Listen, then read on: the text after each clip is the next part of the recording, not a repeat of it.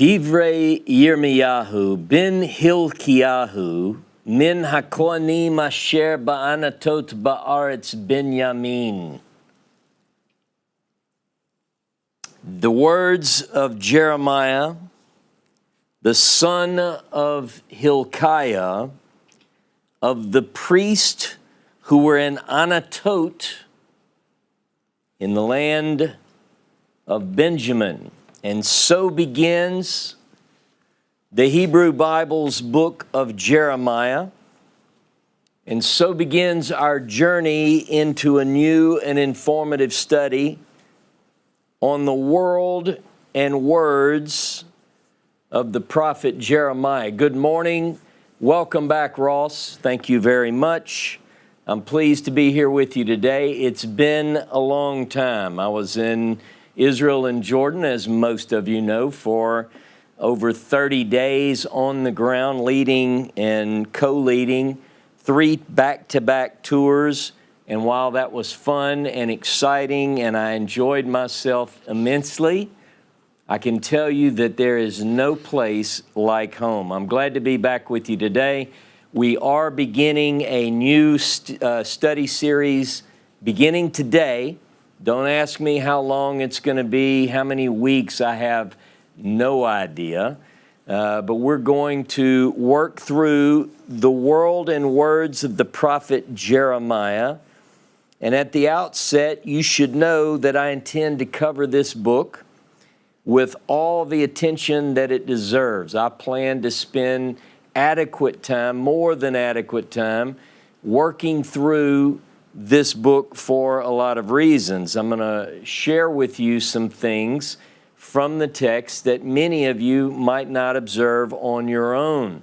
We're going to be recognizing the unsurpassed beauty, the historical importance, and the singular significance to both Judaism and Christianity. Let me just say this.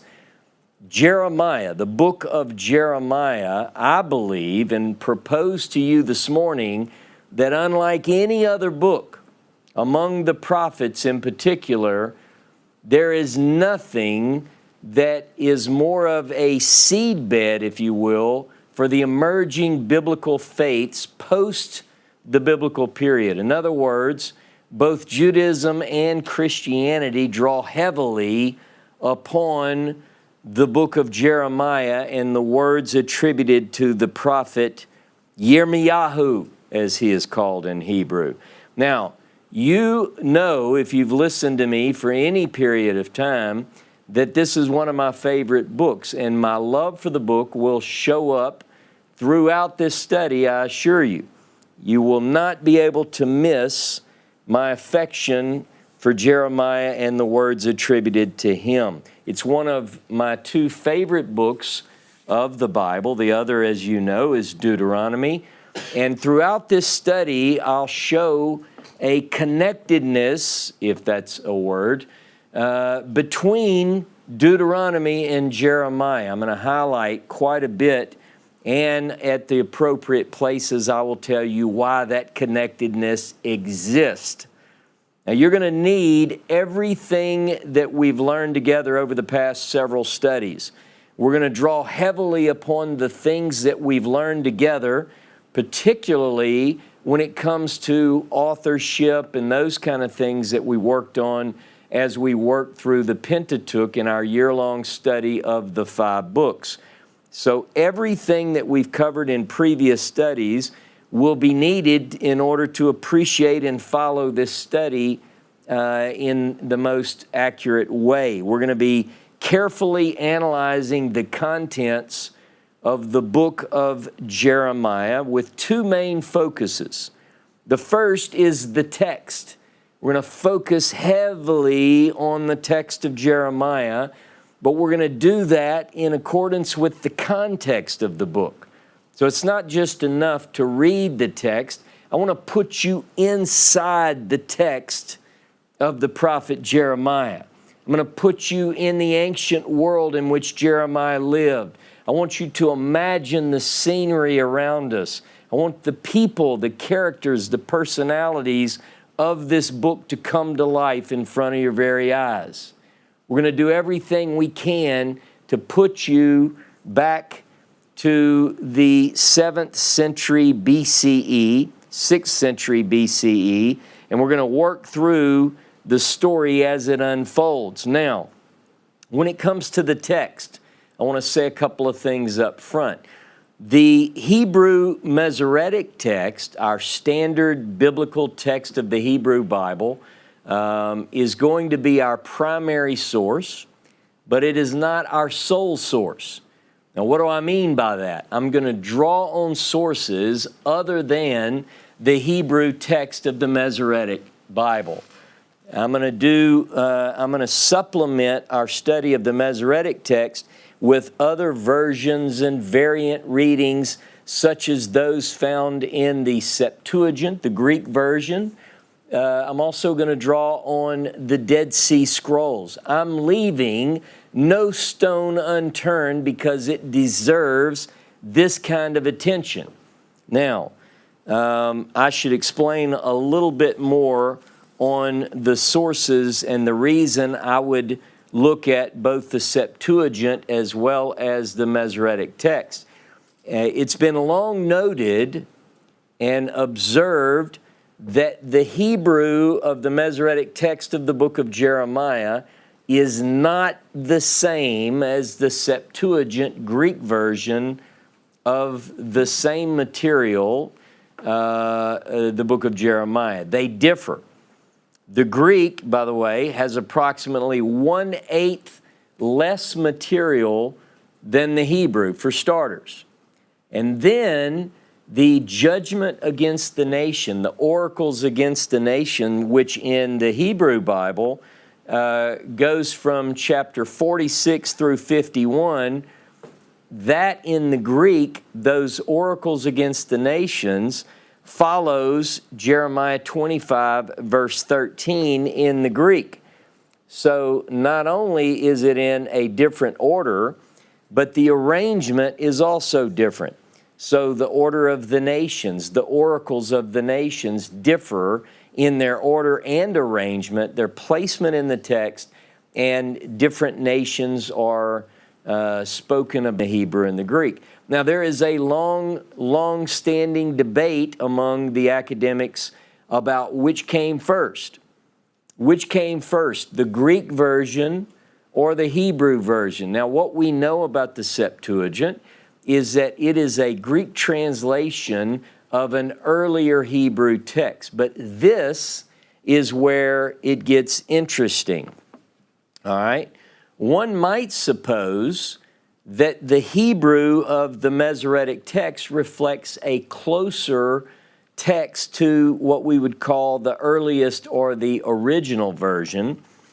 But this question, this debate is complicated by Qumran for a couple of reasons.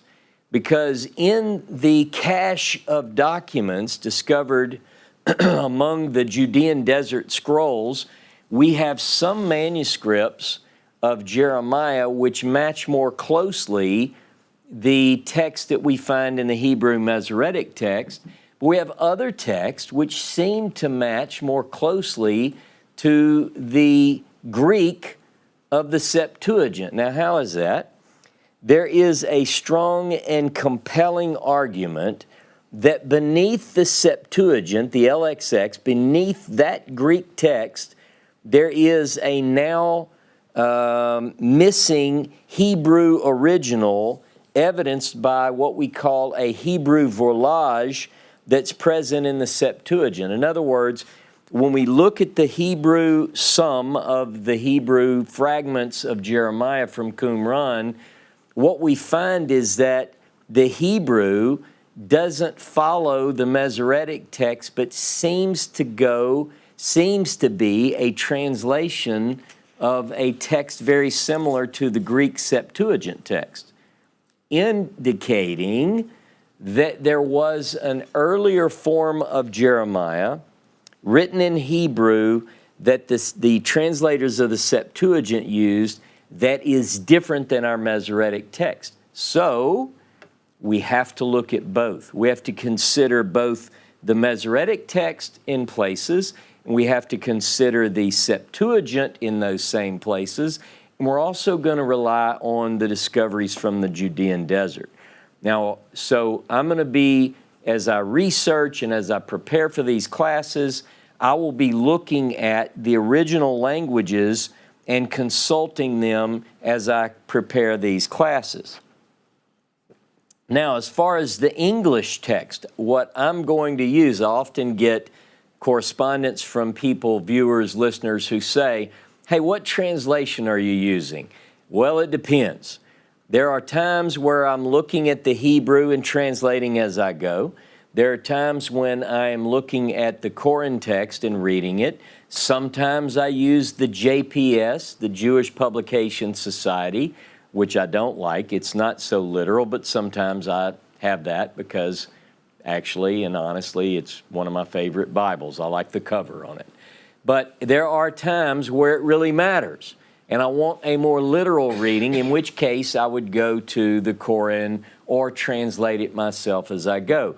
The other text that I want to use from time to time, because I actually think it's very, very good, and the translator, whose name is Robert Alter, uses in his translation exactly what I just described. He takes into consideration the Septuagint readings, and at times he'll either bring those out in the translation if it seems to be the more accurate translation or the more original in his thinking.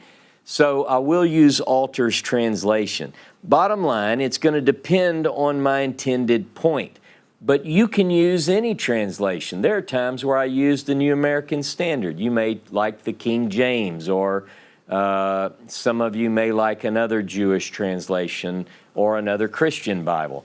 We're going to be okay, because as I need to dive in and draw something out of the text, regardless of your translation, I'll use the appropriate text. If I need to get more literal, I can do that. If it doesn't matter so much, then I may read the JPS. Now, the order and arrangement of these classes, the material that I'll cover from class to class, also depends on how I feel led to go with the class, and that is developed as I prepare the material. Sometimes I'll follow a chronological order, and at other times I'll prepare a class or classes based on a more topical overview. I'll take perhaps a subject, like let's say I want to teach on Jeremiah's oracles against the nations, in which case I might use our horizontal study method and show you the variations on the order of the nations, etc. It just depends. Buckle up, my friends, because this is going to be fun. It's going to be informative, and you will see, again, how much I absolutely love this particular text, or this particular book. Now, aside from the text of Jeremiah itself, it would be somewhat boring and less instructive if I just began in verse 1 and took it verse by verse by verse by verse. What I intend to do is take a word, a verse, a paragraph, a chapter, a section, and I want to build around it the context, the biblical ancient context, so that I can put you in the story. You're not a casual reader of the words and world of Jeremiah. You are invited to come with me and travel back in time to a different place in order to fully understand. So in a sense, what I'll be doing is building a commentary, a running commentary on the life and times of Jeremiah as we work through the book attributed to him, as we proceed through the classes.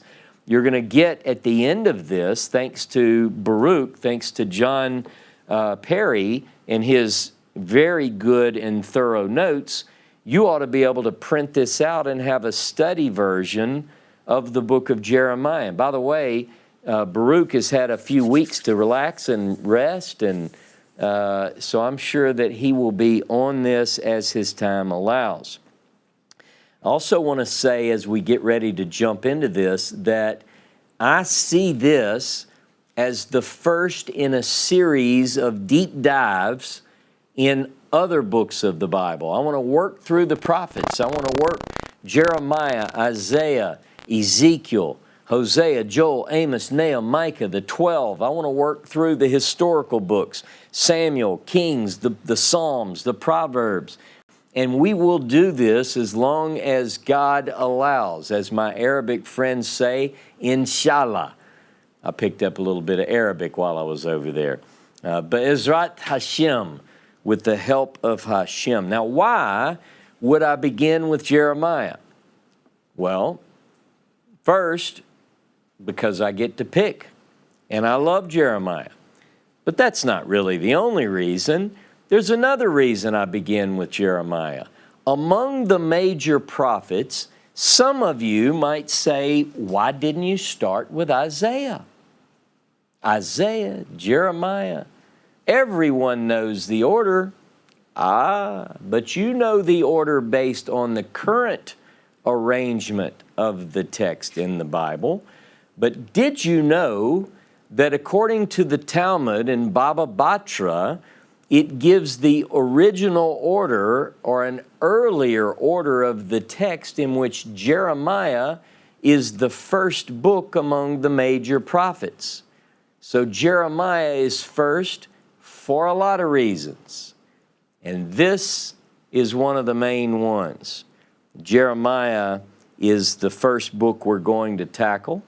And depending on when we finished, I'll tell you where we're going next. But probably the book of Isaiah. So just so you know. Now that might be a year from now. But again, that's what we intend to do. So let's begin, shall we? Man, I can't tell you how excited I am to be here today. Again, the book begins, Divrei Yirmiyahu, words of Jeremiah, or Jeremiah's words, we might say. So the book begins, Divrei Yirmiyahu, and then in Hebrew, there is a marker that indicates, actually it's after the next phrase, Divrei Yirmiyahu bin Hilkiyahu, and under Hilkiyahu, it has what's called an Athanach, which logically divides the verse in half. So it begins, words of Jeremiah, son of Hilkiah. Now, interestingly, large sections of this book are presented, get this, as the actual words of Jeremiah. Now, some of you who might be a little more fundamentalist might say, well, all of the words of Jeremiah are Jeremiah's. But you'll see that that's not the case. Again, based on things we've learned, we recognize other hands in these texts. We recognize the hands of editors or redactors or scribes. In fact, when it comes to Jeremiah, not only do we know a scribe that worked for Jeremiah by the name of Baruch ben Neriah, we also get an indication as to parts of the book that he himself wrote and not Jeremiah. By the way, we're going to get into some archaeological discoveries throughout this course as well. I call it a course because this isn't your run-of-the-mill Bible study. We're going deep. We're going to take, this is going to be like a very instructive period, week after week. We're going to learn deep diving into this text. You're going to learn quite a bit. We're going to deal with archaeology, discoveries of bulla, or seals from the time which mention characters in or personalities in the book of Jeremiah. We're going to weigh those. We're going to talk about, are they authentic? Is there an argument that they're forged? You know me, I like tackling some of those questions. So, but at times we read extensive sections within the material attributed to Jeremiah that's written in the first person. And at other times, there is clearly another hand involved in the text. Very clear. It's no need arguing over it. There's no need in defending a traditional view that is not supported by the evidence. We're going to be honest to Jeremiah, just like we were honest to Moses. We're not going to attribute things to Jeremiah that he didn't write. In a passage where it says that Baruch wrote something, we're going to take that at face value, weigh the evidence, and we're going to proceed. In a place where Jeremiah says, these are the words that I wrote, we're going to trust that because I am a textual analyst. I depend on the text. See, traditionalists often defend things that can't be defended according to the text. They're liberal in their views. They do things with the text that should not be done, whereas I want to focus very closely on the text. So again, much of the book introduces oracles of Jeremiah, which seem to be written or get this, or could be written by Jeremiah's own hand and not that of another. And these are those examples where it's written in the first person. So again, we're going to be dealing with authorship. Now this does not prove, particularly to the skeptics out there, that Jeremiah wrote it. Just because a text is in the first person does not mean that Jeremiah wrote it. But what I'm going to ask you to do is work with me here. What it does for us in this study is it does get us as close as we can to arriving at that possible conclusion. In other words, when we read where Jeremiah says, and the word of the Lord was to me, we're going to believe that that represents a form of Jeremiah's original oracle, okay? Now, I want to propose that we give weight accordingly when we encounter these examples, similar to what we learned as we worked through the text of the Pentateuch. Now, here is an example. I want to lay this out very well as we enter this study. I want to show you the difference. You got this in the Pentateuch, but I want to show you the difference in Jeremiah. This is phase one, step one, level one in our journey through the book of Jeremiah. There is a phrase that occurs 9 times in the Hebrew. It says, Vayehi davar Yehovah Elai. Vayehi davar Adonai Elai. And the word of Jehovah was to me.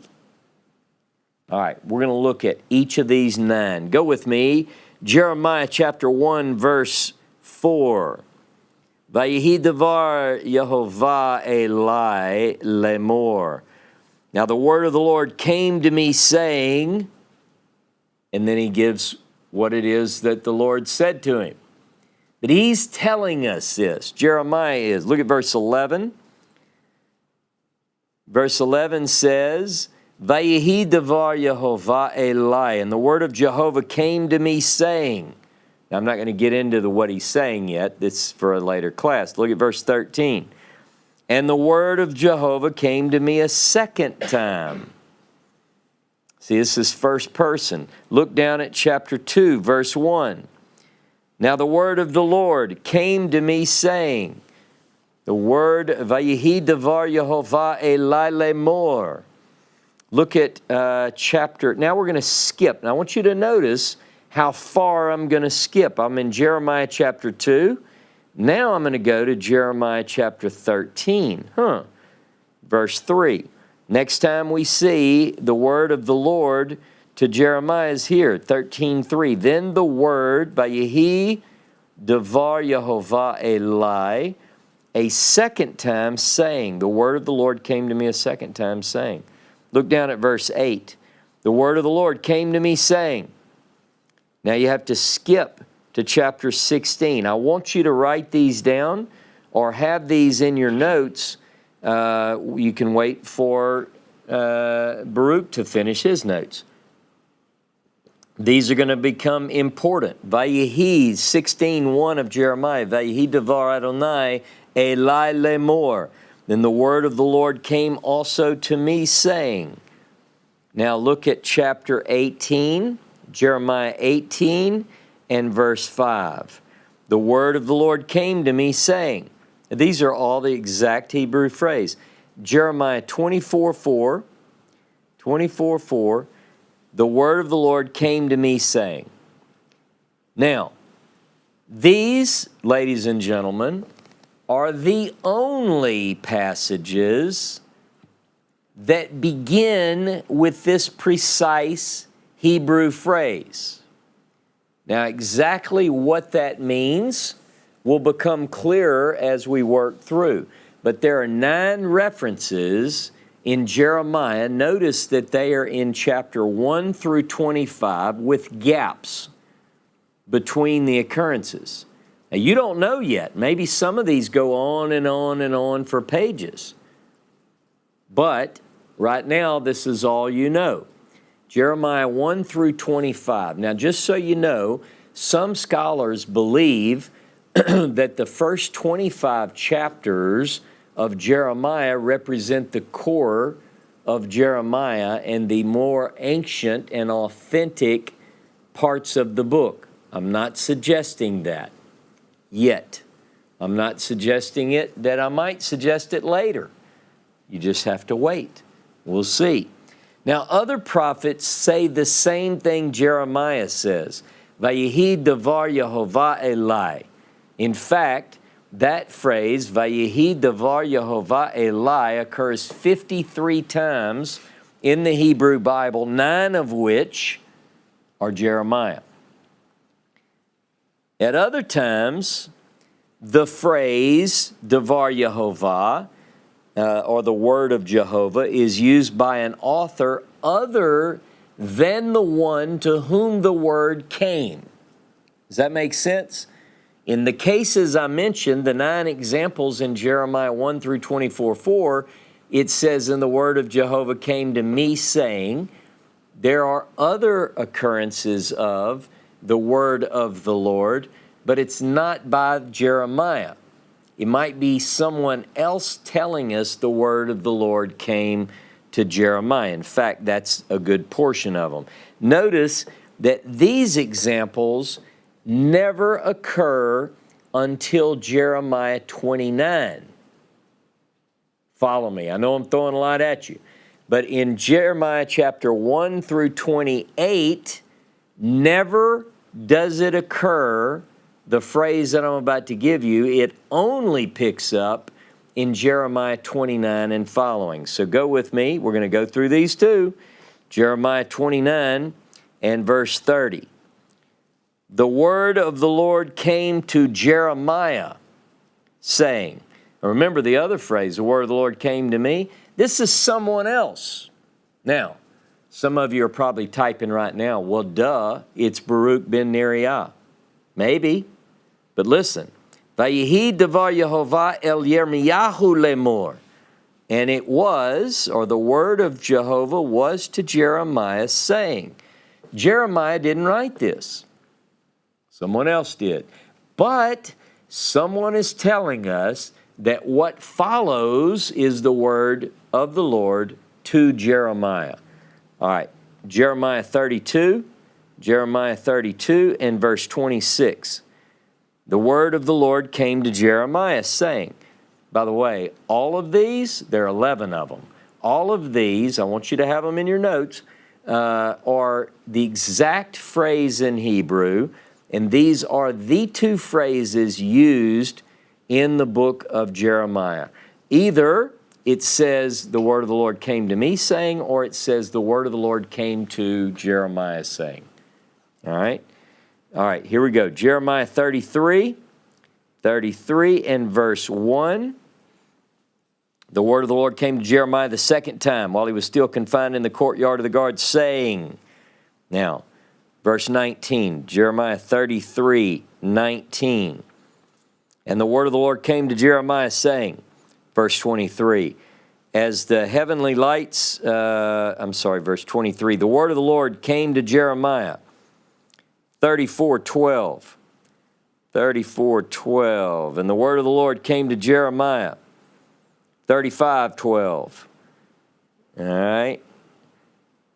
Can I just tell you the verses now? The word of the Lord came to Jeremiah saying, rather than read the others, it's the exact phrase.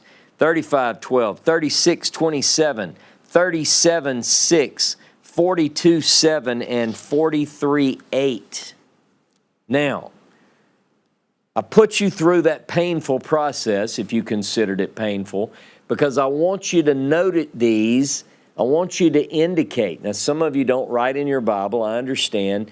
By the way, if you do, very neatly mark these. You can do that. You can use a sticky tab or whatever if it doesn't mess up the paper. However you want to mark these, I want you to mark them because, or at least have a notebook with these examples. Remember, chapter 1 through 24:4, Jeremiah is in the first person. Chapter 29 on, and only 29 on, it's someone else telling us the words of Jeremiah. Now remember, the order and arrangement is different between the Hebrew and Greek. All of this is going to come together. Now, one of the reasons I want you to mark these occurrences is because we're going to be looking at various things like where the white spaces are, where these oracles come together and how they come in and how it's put together as a book. Now, I do want to point out one example of something similar to the third person, after I just told you that 1 through 25 is where the first person material is in Jeremiah. Look at Jeremiah 1. Jeremiah 1, and this is part of the superscription. The scribe, whether it's Baruch ben Neriah or another editor or redactor later in time, puts this superscription at the front of the document. Go back to Jeremiah 1:1. Divrei Yirmiyahu ben Hilkiyahu min HaKohanim asher ba'Anathoth ba'aretz Benyamin. The words of Jeremiah, son of Hilkiah, from the priest which were in Anathoth, in the land of Benjamin. And then it goes on. Who the word of the Lord came to him in the days of Josiah, the son of Ammon. Okay. Now look at verse 2 very closely. It's talking about Jeremiah, to whom it was the word of Jehovah unto him. Now this is a third person narration. The writer of the superscription is saying, listen, these are the words of Jeremiah. The word of Jehovah came to him. Jeremiah didn't write this. Very clear. You get it? Now, Hayad davar Yehovah elav. And the word of Jehovah was to him, i.e. Jeremiah. Someone else is telling us that what follows are the words of Jehovah to Jeremiah. Now notice, by the time you get to verse 4, you switch to the first person. In verse 4, it says, Vayihi davar Yehovah elai.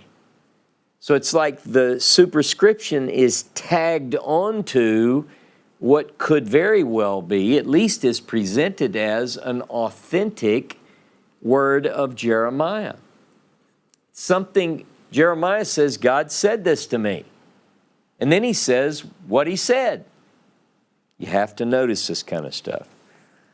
So it's primarily because of the first person material, but also the third person material, particularly in Jeremiah, it feels like it's coming from someone who knows Jeremiah intimately.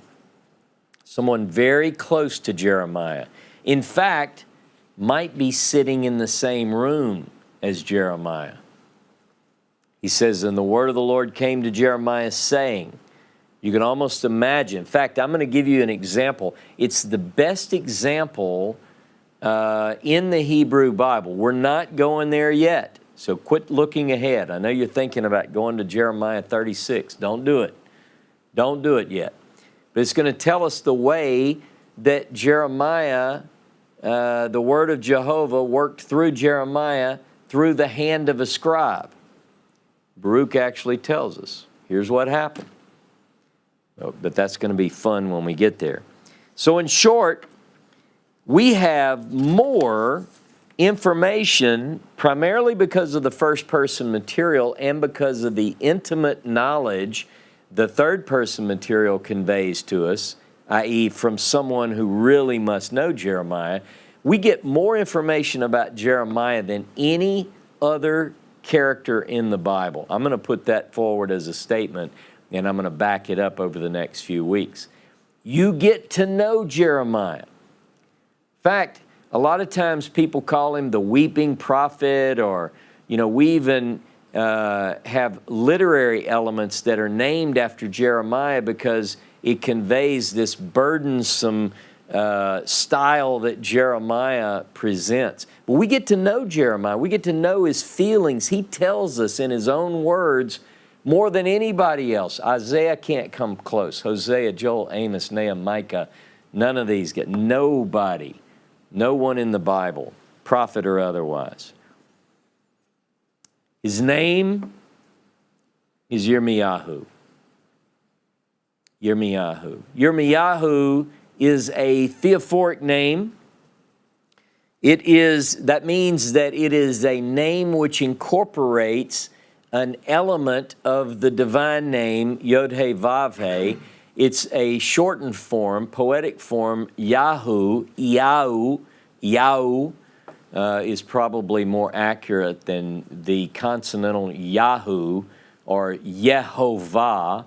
It's actually not consonantal. It's more vowel. It's, people often say, well, the true name is Yehovah. You have to say it that way or you're going to hell or you're wrong or whatever it is they say. But it's not the consonantal form. It's vowelic. It's Yahu, Yahu. It's sort of a flowing. But his name means Yahu exalts, or may Yahu raise up.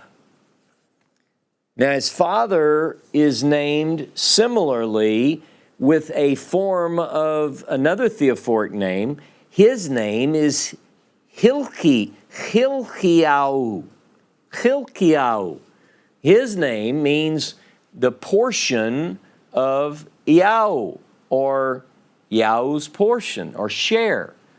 So both of these members of this family, theophoric names, a shortened form, poetic form of the name, and Jeremiah and Hilkiah, as we say in English, are priests.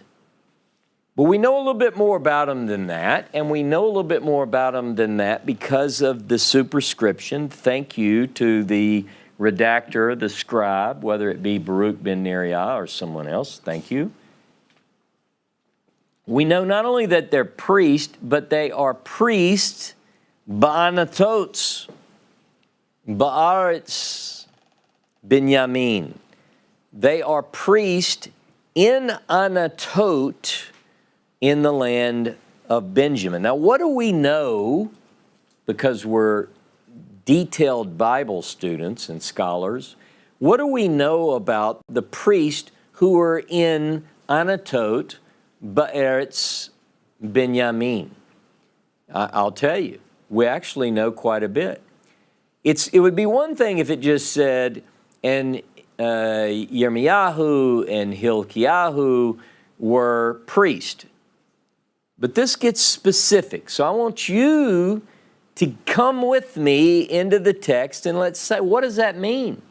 I can't skip by this. This tells me something about this family, and it's going to help us as we tackle tough questions like, who wrote these and why?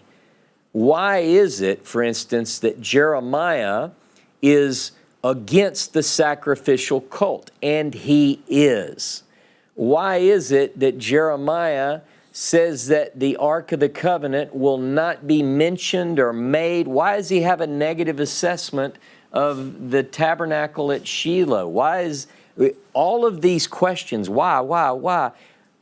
if we know more about the person, and again, remember, we know more about Jeremiah than anybody in the Bible. If we know him, maybe we can understand why he said things the way he said them, and I think that's the case. So we have to tackle this. There's quite a bit that we actually know about priests who were in Anathoth, and this is one of the examples that I have to go to other places in the Bible to give you the context, the necessary context. Go with me to the book of Numbers, chapter 35. Numbers, chapter 35. Bamidbar 35, verse 1. Now, the Lord spoke to Moses in the plains of Moab, third person, by the Jordan opposite Jericho. I just left there, by the way, saying, command the sons of Israel that they give to the Levites from the inheritance of their possession cities to live in, and you shall give to the Levites pasture lands around the cities. The cities shall be theirs to live in, and their pasture land shall be for their cattle, and for their equipment, and for all their other animals. The pasture lands of the cities which you are to give to the Levites shall extend from the wall of the city outward 1,000 cubits around. You also shall measure outside the city on the east side 2,000 cubits, on the south side 2,000, on the west side 2,000, and on the north side 2,000 cubits with the city in the center. This shall be theirs as pasture lands for the cities. The cities which you shall give to the Levites shall be the 6 cities of refuge, which you shall provide for the one who commits manslaughter to flee to. And in addition to them, in addition to the 6 cities of refuge, you shall give them 42 cities. The total number of the cities which you are to give to the Levites shall be 48 cities, together with their pasture lands. And as for the cities which you shall give them for their possession of the sons of Israel, you shall take more from the larger, and you shall take fewer from the smaller. Each shall give some of his cities to the Levites in proportion to his inheritance which he possesses. So, children of Israel are going to possess the lands east and west of the Jordan Rift. We have talked about that during our study of the Pentateuch and the sources therein. These lands, because Levi doesn't have a section of land of their own, Jehovah is their portion. Remember the word Hilkiyahu, the same word. It's their portion. Jehovah is the portion for Levi. But Levi is to be given cities in the midst of all of the lands of the children of Israel, 42 in number. 6 cities of refuge, 42 in number. Now here's the way it breaks down. Go with me to Joshua 21.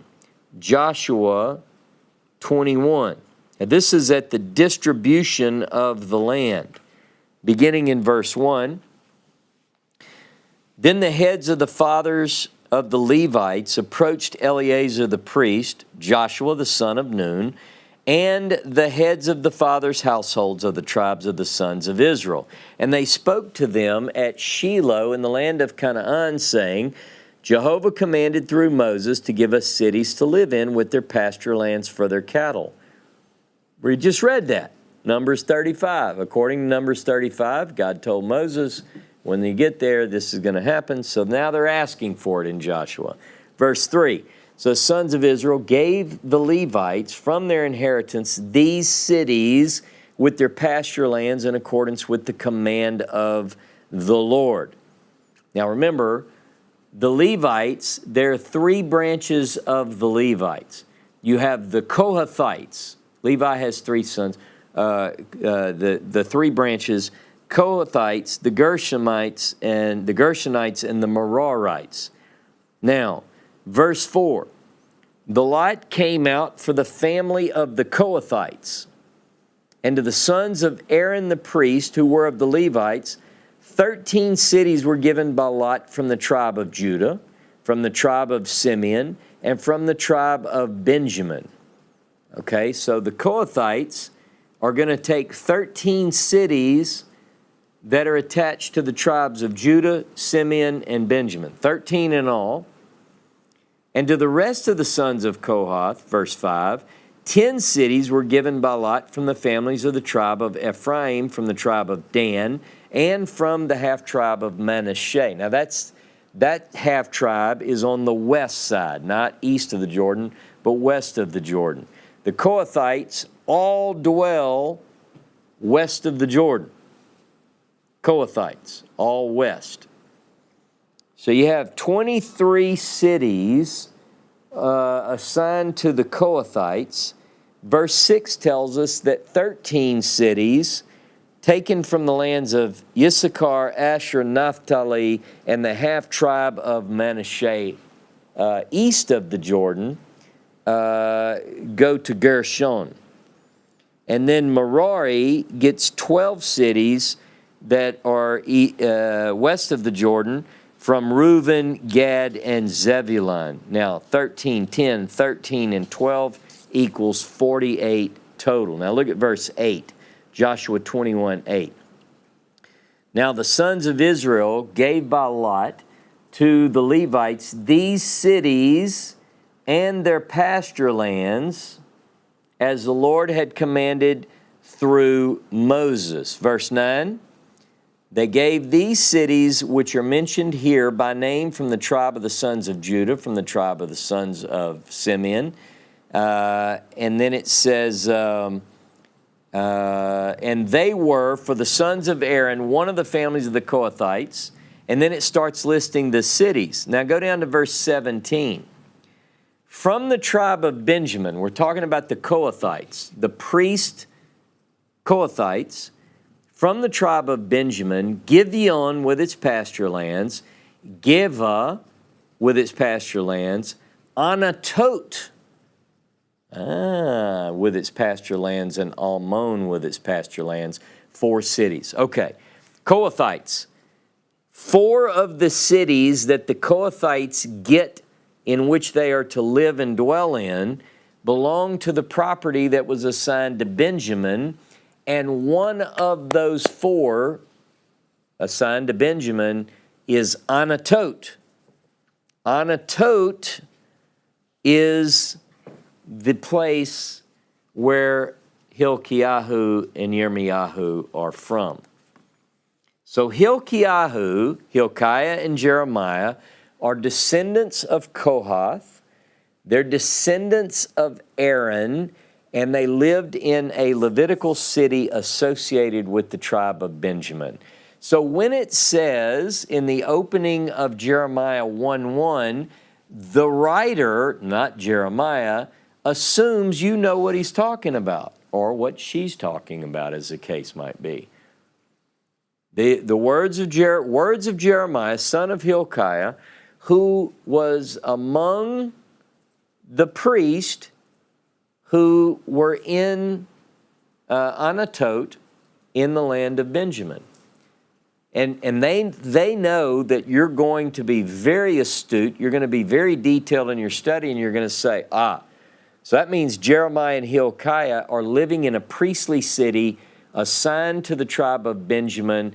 They're Kohathites, they're priests. You put all this together, all right?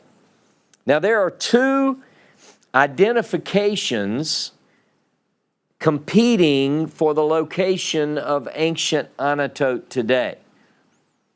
Epiphanius at the end of the 4th century, and this was backed by the great American biblical scholar Edward Robinson, the father of biblical geography, he's called, in the 19th century, call an modern Arab village by the name of Anathoth.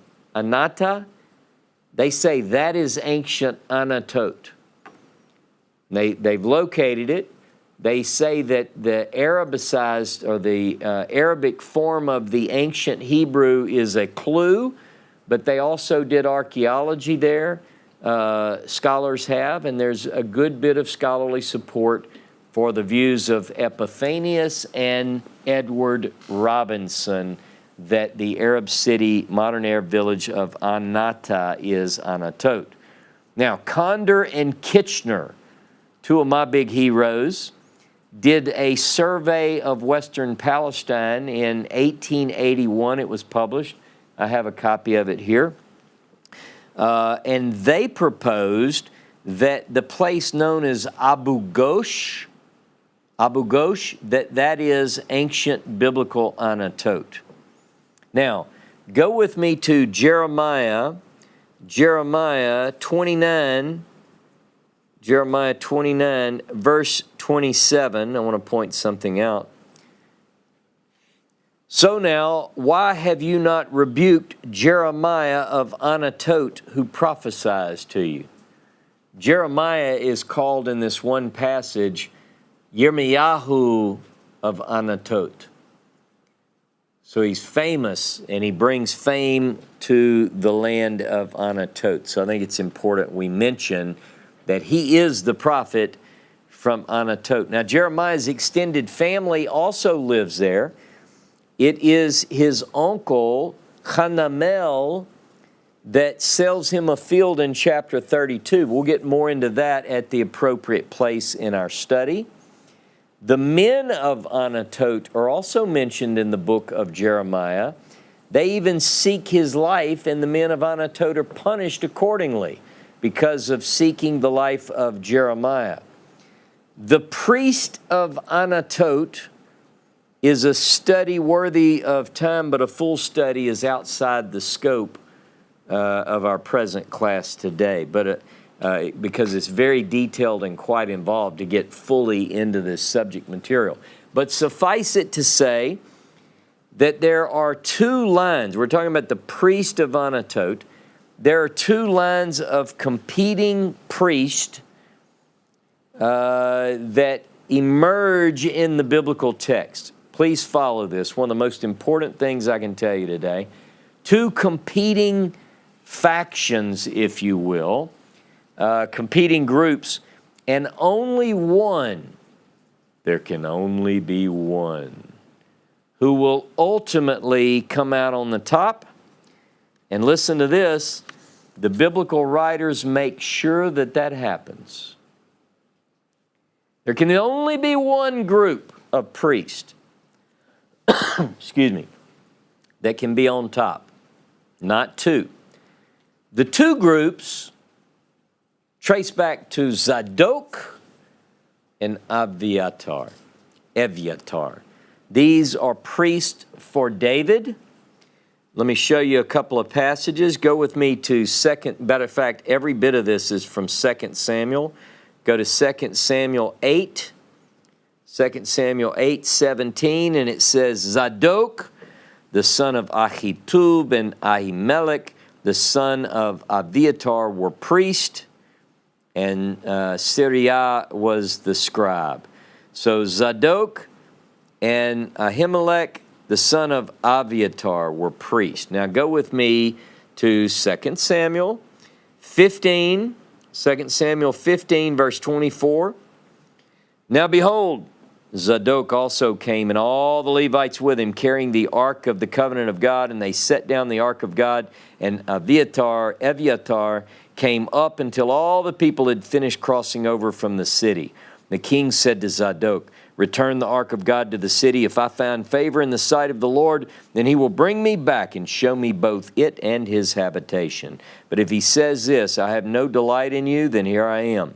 Let him do to me as it seems good to him. This is a sad story. David is leaving, but he tells Zadok and Abiathar, take the ark back.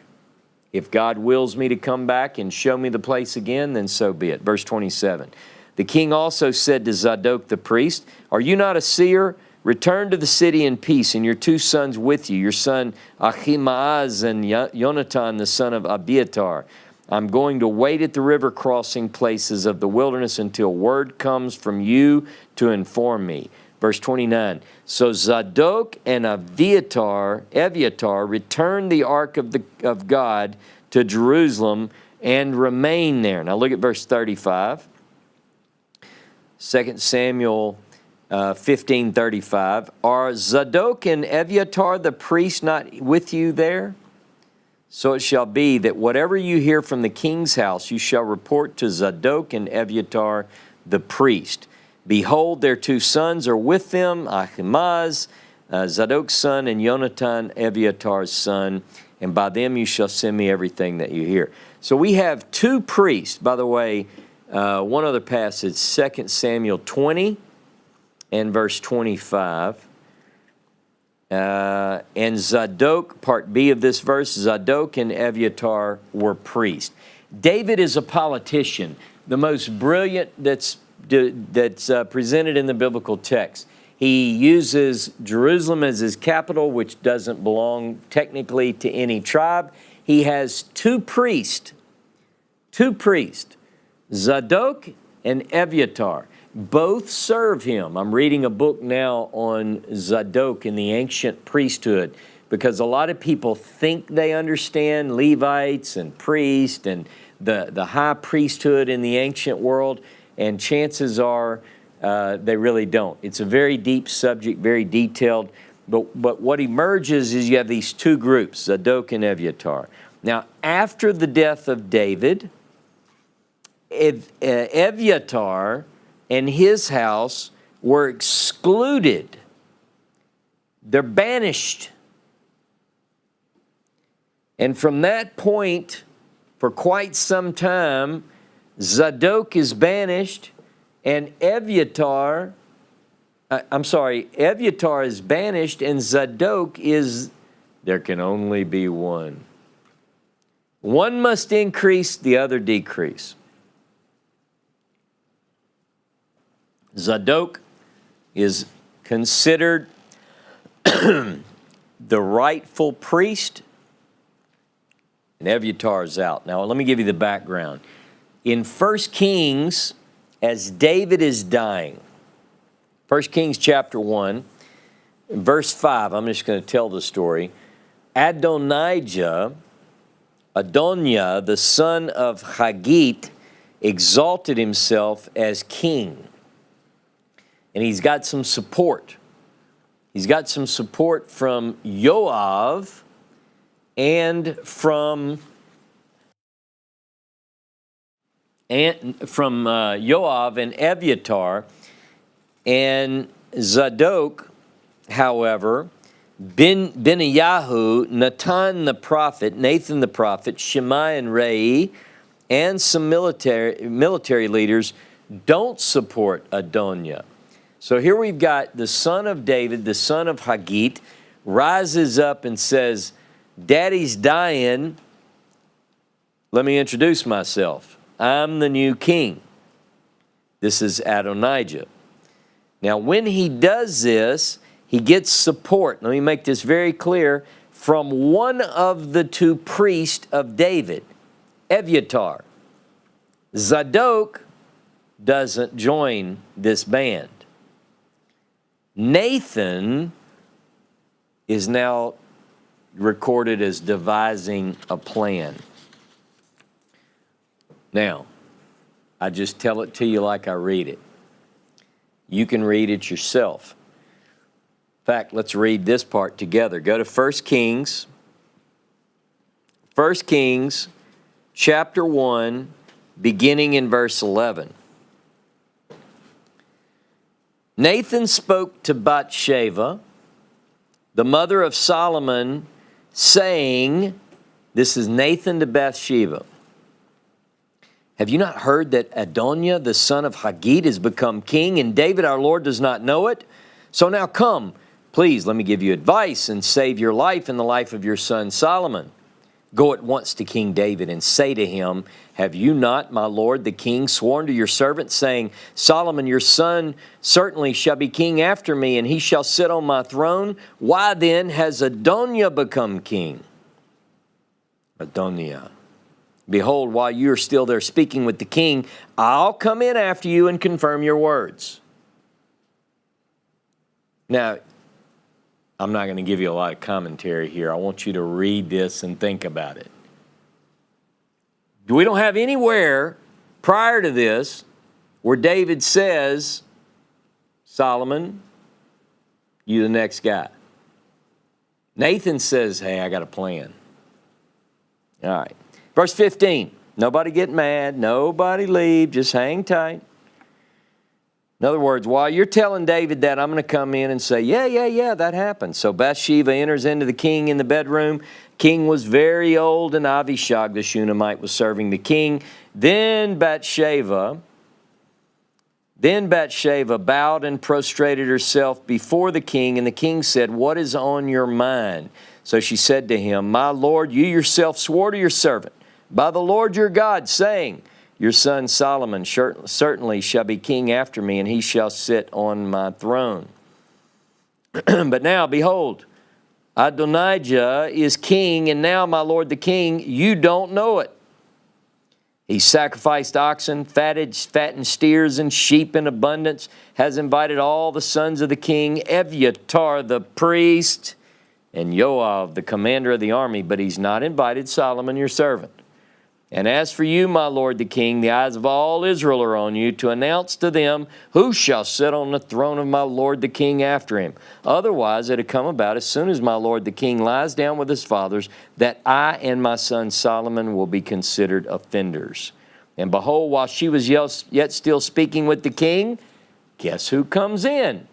Nathan the prophet is here. And when he came into the king's presence, he bows himself before the king with his face to the ground. And Nathan said, my lord the king, have you yourself said, Adonijah shall be king after me, and he shall sit on my throne? For he has gone down today and has sacrificed oxen and fattened steers and sheep in abundance, invited all the king's sons, the commanders of the army, and Evyatar the priest. Please hear me, David. Evyatar the priest is there. And behold, they are eating and drinking in his presence, and they say, long live King Adonijah. But me, even me, your servant, Zadok the priest, Binyah the son of Jehoiada, and your servant Solomon, he's not invited. Has this thing been done by my lord the king, and you've not let your servants know who shall sit on the throne of my lord the king after him? In other words, they didn't know if it was going to be Solomon, but they didn't know it was going to be Adonijah either. And David responded and said, summon Bathsheba to me. She came into the king's presence and stood before the king. And the king bowed and said, as Jehovah lives, who's redeemed my life from all distress, certainly, as I vowed to you by the Lord, the God of Israel, saying, your son Solomon certainly shall be king after me. He shall sit on my throne in my place. I will indeed do so this day. Bathsheba bowed her face to the ground, bowed herself before the king and said, may my lord King David live forever. So then, after that, Solomon is anointed by Zadok and Nathan at the city of David by the Gihon spring. I was just there. I walked in those very waters. The city is in an uproar. Adonijah is informed that Solomon has been made king. So they're in there like, I always picture the hideout, you know, like the bandits. And Adonijah and Evyatar, and they all say, hey, this is me. You hear they're blowing shofar, you know, all the hooping and hollering going down in the city of David, and what's going on, what's going on? And then word comes to them, hey, Solomon has been anointed at Gihon by the prophet, and David has said he's going to be the king, not you, Adonijah. So this sets off a whole deal. Adonijah has to hold on to the horns and hope he doesn't die, and then David dies. 1 Kings chapter 2, verse 10, and immediately everyone who sided against Solomon becomes, in fact, enemies of the state. Adonijah is enemy number one. Now, Adonijah doesn't help himself. He decides that while he's in sort of a lockdown mode, in other words, as long as you stay here, you're allowed to live, but the second you bear your head out, you're going to die. He somehow thinks it's a good idea to ask for one of David's wives. And for the life of me, I cannot see how he thought that was a good idea. But anyway, he did, and now he's in trouble. Now look at 1 Kings chapter 2, verse 26. 1 Kings 2. Let me scroll down here to 26. Then to Abiathar the priest, the king said, "Go to Anathoth, to your own field. You deserve to die, but I will not put you to death at this time, because you carried the ark of the Lord God before my father David, and because you were afflicted in everything which my father was afflicted." So Solomon dismissed Abiathar from being priest to the Lord to, get this, fulfill the word of the Lord which he spoke regarding the house of Eli in Shiloh. That's a whole nother class, but we will tear into some of this as we get more into it. The priest and this competing factions and who is going to be on top and who's not. Well, the point I want you to get at this point is, and the writer wants you to know that this is a fulfillment of a previous word. God was going to cut off one of these priestly lines where they would be no more. And it happened to be Abiathar's line, and it all came about because Solomon wasn't supported, but Adonijah was supported. Now, I brought that story in for a very important reason, because after the death of David, Zadok ascends, Abiathar is put away. Abiathar, you ought to die, son. But I can't kill you because you did all those holy and good things for my father. And then Solomon is king. Now, again, we're going to get into the whole question of the monarchy. Is that even something God wanted? And was Solomon the intended person?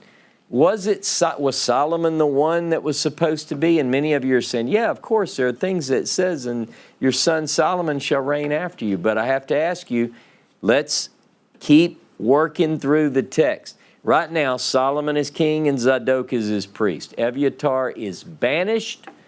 He's banished to Anathoth. Now, notice that it says to his fields.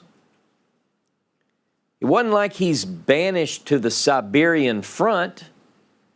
He's sent to Anathoth, his own place, because he's a priest from Anathoth. Now, you begin to get this idea that the banishment of Abiathar to the place of Anathoth, which happens to be the very place that brings us Hilkiah and Jeremiah.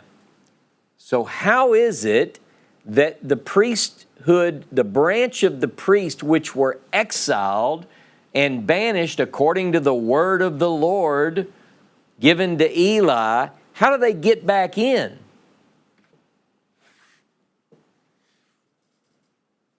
Ladies and gentlemen, this rejected line, this forgotten house would in days to come bring forth a righteous priest. He was known before he was formed in his mother's womb. He was consecrated before his birth. A prophet to the nations.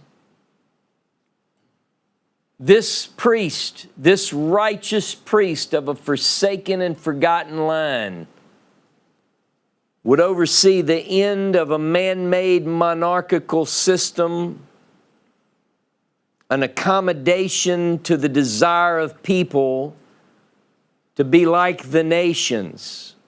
This priest would see that in ruins. This priest would call for and predict and prophesy and foresee a restoration of everything, a new covenant, Not like the covenant that God made with the fathers when he took them by the hand to lead them out of the land of Egypt, which that covenant they broke, though God was a husband to them. But this is the covenant that I will make with them after those days, saith the Lord.